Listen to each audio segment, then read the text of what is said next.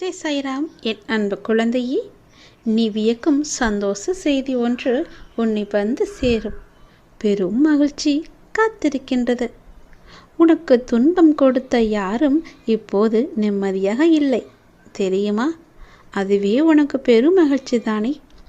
உன்னை எவ்வளவு இன்னல்களுக்கு ஆளாக்கினார்கள், உன்னை எவ்வளவு துன்பத்திற்கு ஆளாக்கினார்கள்.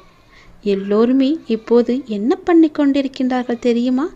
எவ்வளவு கஷ்டங்களை தாங்கிக் கொண்டிருக்கின்றார்கள் என்ன தெரியுமா? உண்மை என்றுமே தோற்பதில்லை என்பதற்கு இதுதான் முழு உதாரணம். நீ சென்று பார், அவர்கள் இன்னல்கள் எவ்வளவு அதிகம் என்று. நீ கஷ்டப்பட்டது எல்லாம் போதும் என்று அப்போதே சொன்னேன் அல்லவா? உன்னுடைய கஷ்டத்திற்கும் கண்ணீருக்கும் நல்ல பலனும் பதிலும் வரும் என்று சொல்லியிருந்தேன் அல்லவா? காத்திரு, பொறுமையாக இரு என்று சொல்லியிருந்தேன் அல்லவா? உன்னுடைய காத்திருப்பு வீணாகவில்லை.